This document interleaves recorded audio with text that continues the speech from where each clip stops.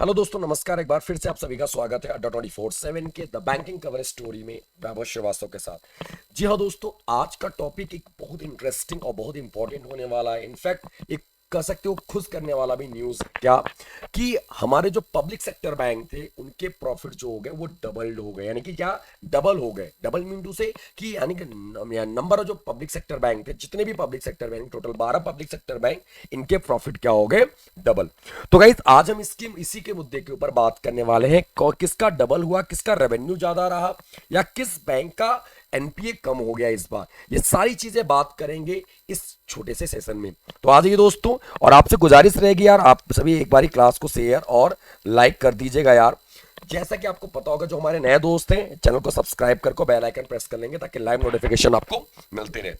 Guys आप देखोगे किसी भी न्यूज के हेडलाइन बनी पड़ी है कि public sector bank double net profit to record 66,500 crore in financial year 2022। यानी कि वित्तीय वर्ष 2022 में यानी जो पब्लिक सेक्टर बैंक थी, इन्होंने अपने प्रॉफिट को क्या कर दिया, दुगुना कर दिया। लेकिन कितने से? अप्रॉक्स 66,500 करोड़ रुपए से। तो आ जाइए दोस्तों, हम लोग इसी के ऊपर बात करने वाले, क्या रहा, कैसा रहा, क्या रीजन है, ये सब कुछ हम लोग बात करेंगे। ठीक है, तो आते हैं, स्टार्ट करते हैं यार। गाइस आप देख रहे होंगे, public sector bank have doubled their net profit in fiscal year 21-22। 21-22 में इन्होंने डबल कर दिया अपने नेट प्रॉफिट को।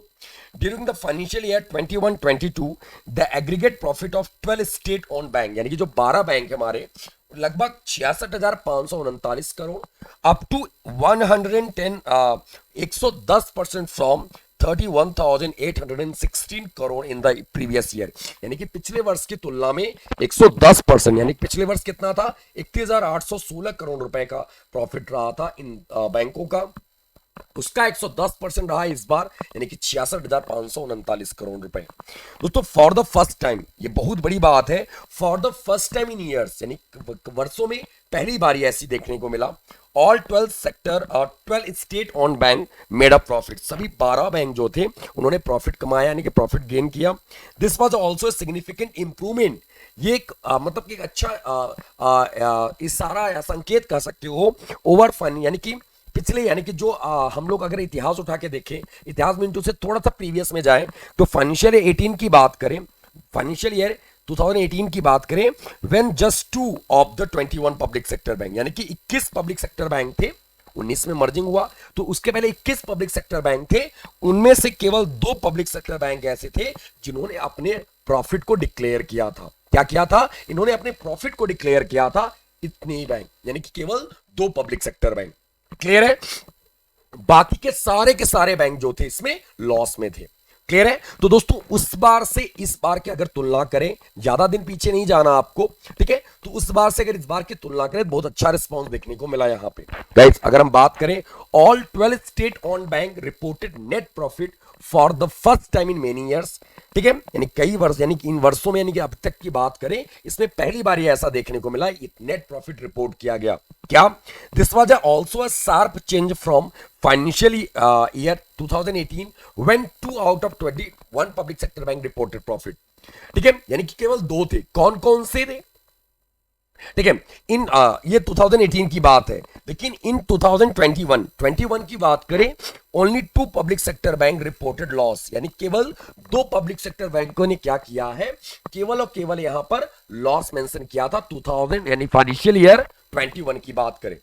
कौन कौन से थे? Central Bank and Punjab and Sindh Bank, which drag down the collective net profit, यानी कि जो यानी कि सभी लोगों ने क्या किया था, ओवरऑल की बात करें, इन्हीं 2 बैंकों की अगर हम हटा दें, कौन सा? एक सेंट्रल बैंक ऑफ इंडिया और एक कौन सा था? Sindh bank, Punjab and Sindh bank, इन दोनों को हटा दें तो इनका प्रॉफिट रहा था 21 की फाइनेंशियल ईयर की बात करें तो।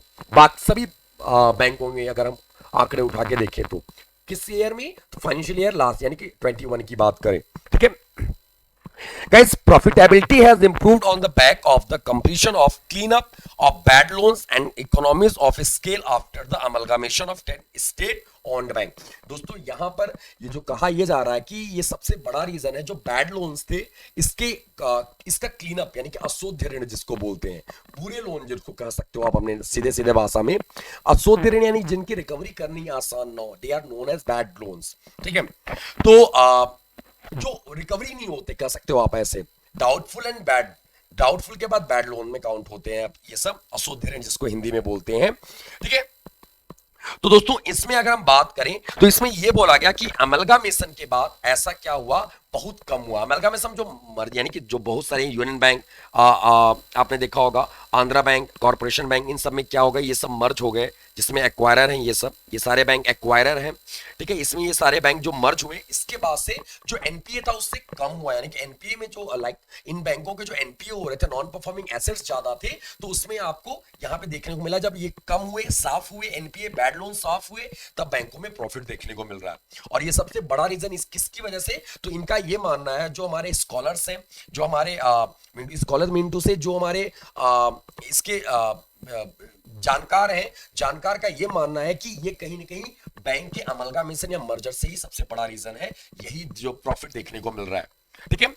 अगर बात करें दोस्तों, यहां पर पहला पॉइंट था जो एक की फैक्टर है हमारा, की फैक्टर क्या है, SBI net profit highest among all public sector bank. दोस्तों स्टेट बैंक ऑफ इंडिया की अगर प्रॉफिट की बात करें तो सभी पब्लिक सेक्टर बैंकों में सबसे हाईएस्ट रहा है। कितना रहा है, तो guys SBI net profit was highest eight 31,675 crore, which is 55%, guys, which is 55% higher than the previous year, यानी कि पिछले वर्ष से 55% ज्यादा रहा था यार, कितनी अच्छी न्यूज है। और आप यहाँ पे देख सकते हो क्या कि प्रीवियस ईयर में, यानी कि जो भी था, इस बार का क्या है 31,676, ये आंकड़ा है टाइम्स ऑफ इंडिया का, ये कटिंग है, आप देख सकते हो यहाँ पे, ये पूरा बार के थ्रू इन्होंने मेंशन किया है, ठीक है। ये परसेंटेज है, ये परसेंटेज है प्रीवियस ईयर से, तो इन्होंने लगभग 55% इंक्रीज किया यार इस बार प्रीवियस ईयर से। The country largest bank account for 47% of total profit of public sector bank, यानी कि जितना पब्लिक सेक्टर बैंक को प्रॉफिट हुआ, यानी 66,000 अप्रॉक्स हुआ, 66,000 करोड़ का अगर हुआ, तो उसका अकेले 47% बेटू किसने किया है यार, तो आपको याद करना वो है एसबीआई, गाइस याद रखना, वो एसबीआई अकेले किया है 47%। After SBI, bank of Baroda with a net profit of 7272 crore, यानी कि 7,272 करोड़ रुपए, ठीक है, जो आपको यहां पे परसेंटेज मेंशन कर रहा है पिछले साल से। Earn 10% of public sector profit, यानी पूरे पब्लिक सेक्टर बैंक का जो भी प्रॉफिट है उसका 10% अकेले इसका प्रॉफिट है। फॉलोड बाय कैनरा बैंक, इसके बाद कैनरा बैंक की बात करते हैं, जो 5,678 5,678 करोड़ रुपए का प्रॉफिट था, जो पूरे प्रॉफिट का, पूरे बैंक के प्रॉफिट का 8% है गाइस। तो यहां पर आप देख सकते हो, उसके बाद यूनियन बैंक है, ठीक है, देन उसके बाद इंडियन बैंक है। तो दोस्तों ये आप यहां पे देख सकते हो। अब यहां पे क्या है, व्हाट इज ड्राइविंग प्रॉफिट्स, क्या है, तो इसमें ये बोला जा रहा है क्या रीजन था इसका, कह सकते हो की पॉइंट्स जो फैक्टर है इसको प्रॉफिटेबल करने का सभी बैंकों को, या फिर क्या कह सकते हो कि इसके पीछे रीजन क्या है। दोस्तों इसके पीछे रीजन है clean of bad loans completed, यानी जो बैड लोन थे वो सब मर्जिंग के बाद, एक यानी कि जो मर्जिंग तभी हुआ जब बैंक बैड लोन कवर हुए, और जो बचे कुचे थे वो मर्जिंग के बाद कवर हो गए, तो उससे भी फायदा हुआ इनको। Easy liquidity from the RBI gives opportunity to earn in treasury, यानी कि इजी लिक्विडिटी, यानी कि आसानी से लोन मिल जा रहा था, ठीक है, ताकि ज्यादा से ज्यादा अर्न कर सकते थे ट्रेजरी के through. 10 public sector bank that merge into 4 are seeing economies of scale, यानी कि जो 10 पब्लिक सेक्टर बैंक थे वो मर्ज हो गए, और मर्ज हो गए कितने हो गए, 4, जो अभी हमने जिसके पहले आपको यहाँ पे बताया है, ये 4 थे और मर्ज हो गए टोटल। तो इसमें क्या हुआ, इसमें ये हुआ कि इनका कह सकते हैं कि ये एक अच्छा मैसेज रहा था, एक कह सकते कि एक अच्छा संकेत रहा मर्जिंग के बाद का। Retail loans provide opportunity to lend without default risk, जो रिटेल लोन होते हैं विदाउट डिफॉल्ट रिस्क के अच्छी अपॉर्चुनिटी है लेंडिंग, यानी कि इससे बैंक कमा भी रहे हैं अच्छा, और इनका इसके ऊपर रिटेल लोन के ऊपर ज्यादा से ज्यादा रिस्क भी नहीं है, यानी कहने का मतलब छोटे मोटे लोन होते हैं इसके ऊपर ज्यादा रिस्क नहीं होता, अगर हो भी जाता है तो कहीं ना आगे पीछे कहीं ना कहीं से रिकवर हो जाता है। जो बड़े लोन होते हैं जैसे नीरव मोदी, या फिर अगर हम बात करें लाइक यहाँ पे किंगफिशर के ऑनर, तो इन सब की बात करें तो इनको जो लोन दिया गया उसकी कंपैरिजन ये रिटेल लोन अच्छे लोन माने जा रहे हैं, इसका इसमें डिफाइन यानी जो रिस्क है बहुत कम है, नाम मात्र का रिस्क है। तो गाइस कहीं ना कहीं ये फैक्टर बताया जा रहा है जो इस प्रॉफिट को बढ़ा रहे हैं, ये अकॉर्डिंग टू जैसे हमने बोला कि जो जानकार है, ठीक है। Highest revenue growth reported by Bank of Baroda, दोस्तों यहां पे ये बोला जा रहा है हाईएस्ट रेवेन्यू ग्रोथ, जो रेवेन्यू ग्रोथ है बैंक ऑफ बड़ौदा के द्वारा जो रिपोर्ट किया गया, क्या इसके बजाय two banks that turned around during the year highest revenue growth was reported by किसके द्वारा, bank of Baroda and UCO bank. ये दोनों दोस्त आपको याद रखना, ये दो ऐसे बैंक थे जिनका सबसे ज्यादा रेवेन्यू ग्रोथ देखने को मिला इस फाइनेंशियल ईयर में। यानी कि मैक्सिमम नेट प्रॉफिट की बात करें, हाईएस्ट कौन रहा है, स्टेट बैंक ऑफ इंडिया, और हाईएस्ट रेवेन्यू ग्रोथ के मामले में कौन है, बैंक ऑफ बड़ौदा और यूको बैंक। ठीक है, यूको बैंक सेकंड नंबर पे, नंबर 1 पे है, टॉप पर है बैंक ऑफ बड़ौदा।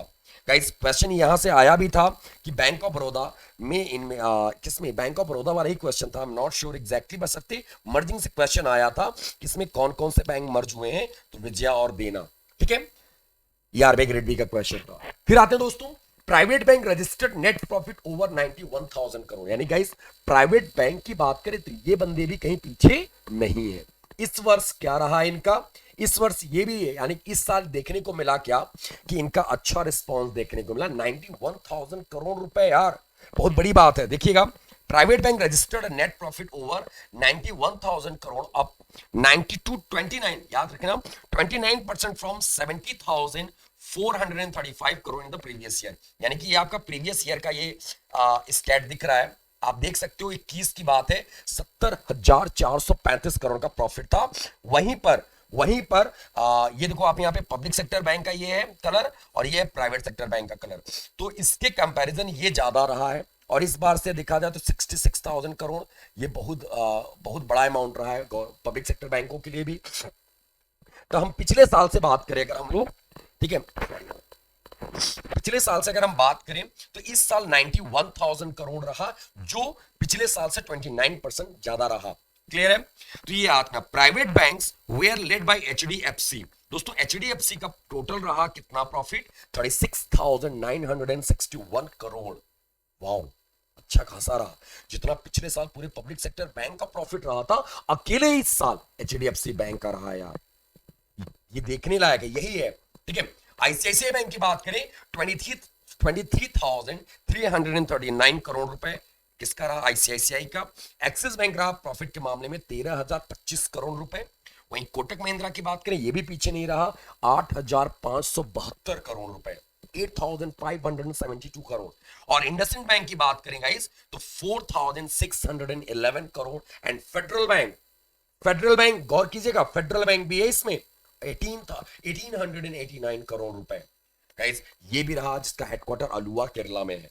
तो ये दोस्तों प्राइवेट बैंकों के जो नेट प्रॉफिट है वो टोटल रहे 91,000 करोड़ रुपए रिपोर्ट किए गए इस बार, पिछले साल से 29% ज्यादा रहा इस बार का। अब दोस्तों एक और पॉइंट है, एक और बड़ा पॉइंट है आपको याद रखना है, Bank of Maharashtra recorded less than 1% NPA. ये भी देखने में कह सकते हैं कि बहुत अच्छा संकेत है कि बैंक ऑफ महाराष्ट्र ने रिकॉर्ड कायम किया।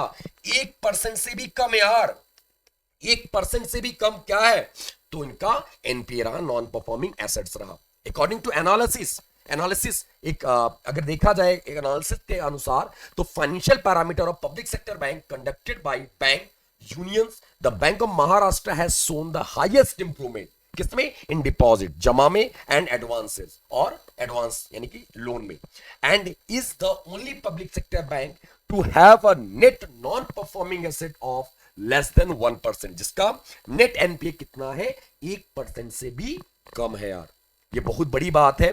तो गाइस, तो अगर आप ये आने वाले एग्जाम के लिए अच्छा है, और कह सकते हैं कि ये एक संकेत है कि आने वाले दिनों में मे बी अगर गवर्नमेंट ये चीजें अगर अगले साल रहा ऐसा, तो हम लोग इस बात से डरते थे कि बैंक का प्राइवेटाइजेशन वाला मुद्दा था, तो मे बी ऐसा ना देखने को मिले आगे कि बैंकों के प्राइवेटाइजेशन होंगे भी, या हमने कह सकते हैं हम इसके ऊपर कुछ बोला नहीं जा सकता, पर सिर्फ मेरा मानना है कि मे बी आगे ऐसा ना हो कि बैंकों के प्राइवेटाइजेशन होंगे नहीं होंगे। ठीक है, कह सकते हैं हम ऐसा कुछ, ठीक है, बट इसके ऊपर अपने से प्रेडिक्शन करना या फिर अपने से बोलना बहुत सही नहीं होगा इनफैक्ट। ठीक है, ये सब अपनी अपनी सोच है, जैसा कि हम सोच रहे हैं कि अगर संकेत दिखता है, अगर ऐसे आंकड़े आते हैं, तो शायद ही कोई बैंक प्राइवेट होने जाएगा। ठीक है, तो गाइस ये अच्छा रहा।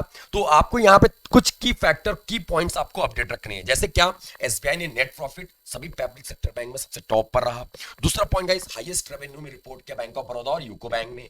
एंड गाइस तीसरा पॉइंट, प्राइवेट सेक्टर बैंक भी पीछे नहीं रहे, 91,000 करोड़ रुपए रहा इस बार का प्रॉफिट, और 29% पिछले साल से, यानी उसका 29% रहा पिछले साल के, और 29% हाई रहा है। ठीक है, and guys bank of Maharashtra ने रिकॉर्ड किया 1% से भी कम एनपीए। तो दोस्तों ये रहे आपके क्या कि आज का, यानी जो बैंकों के जो प्रॉफिट की रिपोर्ट आया था यहाँ पे, जो एनालिसिस के अनुसार जो रिपोर्ट आया उसको हम लोगों ने यहाँ पर डिस्कस किया, एनालिसिस किया। और उम्मीद करते हैं दोस्तों आपको ये सारी चीजें समझ में आई होंगी और इंटरेस्टिंग टॉपिक रहा होगा।